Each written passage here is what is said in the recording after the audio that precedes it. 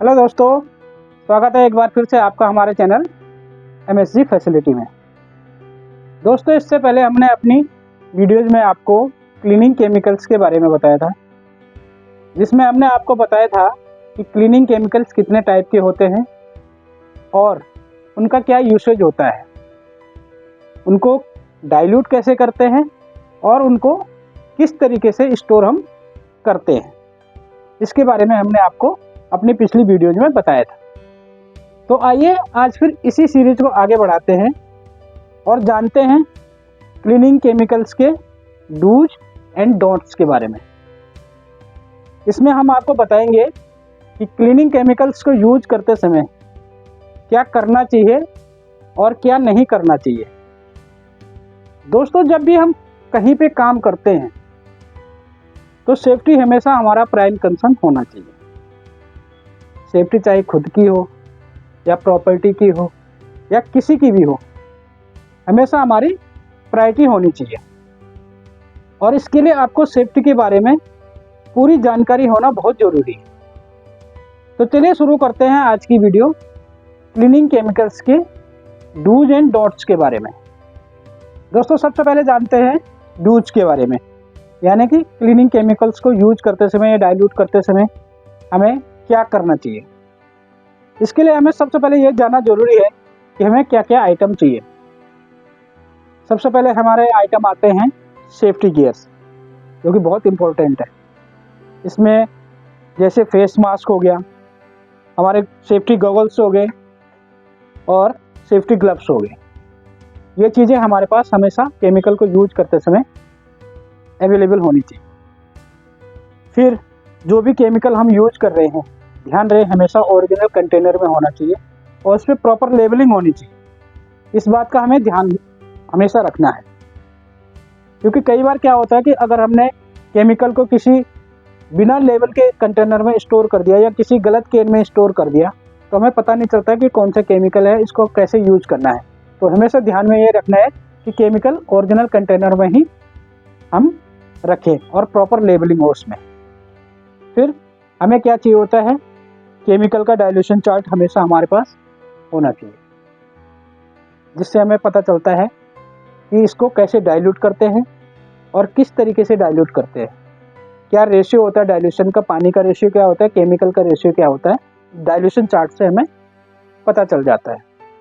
उसके बाद हमेशा हमारे पास MSDS होनी चाहिए केमिकल के, जिसमें मेटल के सेफ्टी टिप्स होते हैं, मेटल से फीचर्स होते हैं, सेफ्टी टिप्स होते हैं और भी कई सारी जानकारी मेटल के बारे में MSDS में अवेलेबल होती है।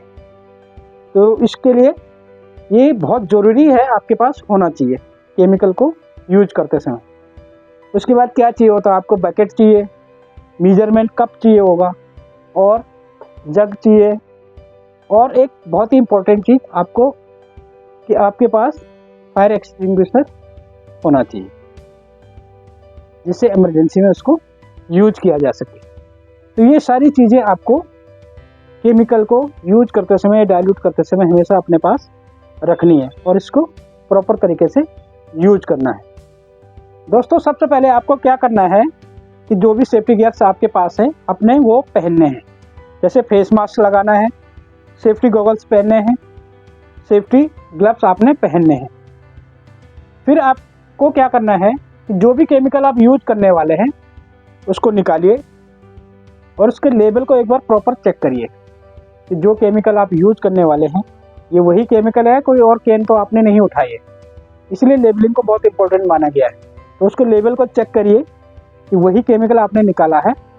और उसके बाद जो डाइल्यूशन चार्ट आपके पास है उसमें उस केमिकल का डाइल्यूशन आप चेक करिए और उसके हिसाब से उसको प्रॉपरली डाइल्यूट करना है। डाइल्यूट करने के बाद सबसे पहले आपको क्या करना है कि केमिकल के कैन को, ढक्कन को प्रॉपर तरीके से टाइट बंद करना है, क्योंकि अगर आपने उसके कैन के ढक्कन को खुला छोड़ दिया तो ये कहीं भी गिर सकता है और किसी को भी नुकसान पहुंचा सकता है।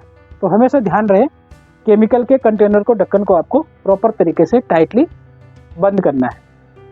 उसके बाद जो डाइल्यूशन आपने बनाया है उसको एक छोटे से एरिया में चेक करिए पहले, और देखिए कि जो डाइल्यूशन आपने बनाया है वो प्रॉपर तरीके से बना है या नहीं बना है। उसके बाद आप उसको बड़े एरिया में यूज करें। और एक चीज़ आपको ध्यान में रखनी है कि कभी भी केमिकल को यूज करते समय दरवाजे हमेशा खुले रहने चाहिए, कभी भी दरवाज़ा बंद नहीं करना है, और आपका एग्जॉस्ट चालू होना चाहिए या फैन आपका चालू होना चाहिए। इससे क्या होता है कि केमिकल से जो भी गैसेज निकलती हैं वो बाहर चली जाती हैं और आपको कम नुकसान होता है। तो हमेशा आपको वेंटिलेशन का प्रॉपर ध्यान रखना है जिससे आपको कोई नुकसान ना हो। तो ये चीज़ें आपको हमेशा ध्यान में रखनी है। तो ये सारी चीज़ें हमारे केमिकल्स के डूज के बारे में हो गई हैं कि हमें क्या करना चाहिए केमिकल को यूज करते समय। अब हम आपको आगे बताएंगे कि केमिकल को यूज करते समय क्या नहीं करना चाहिए। दोस्तों, आप जानते हैं कि केमिकल को यूज करते समय हमें क्या नहीं करना चाहिए। सबसे पहली चीज़, कभी भी अनलेबल्ड कंटेनर को यूज ना करें, क्योंकि इससे क्या होता है कि आपको पता नहीं चलता है कौन सा केमिकल आप यूज कर रहे हैं, उसका क्या डाइल्यूशन है और उसके क्या साइड इफेक्ट हो सकते हैं। तो हमेशा आपको ध्यान रखना है कि किसी भी अनलेबल कंटेनर को यूज ना करें। दूसरी चीज़ आपको ध्यान में रखनी है, बिना सेफ्टी गियर्स के केमिकल को यूज ना करें, हमेशा सेफ्टी गियर्स के साथ में यूज करना है। तीसरी चीज़ और बहुत इम्पोर्टेंट चीज़ कि कभी भी दो अलग अलग टाइप के क्लीनिंग केमिकल्स को मिक्स ना करें,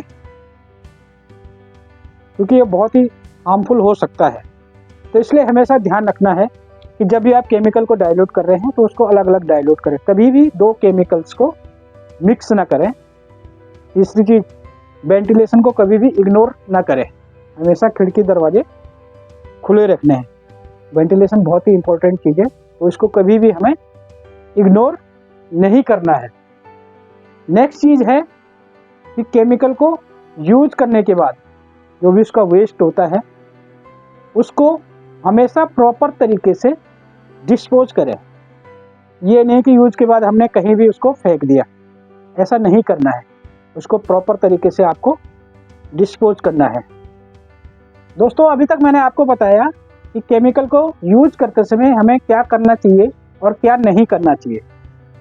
और अब अंत में मैं आपको कुछ सेफ्टी टिप्स के बारे में बता देता हूँ कि यदि केमिकल को यूज करते समय अगर गलती से आपकी आंखों में चला जाए तो तुरंत अपनी आंखों को पानी से अच्छे तरीके से धो लें।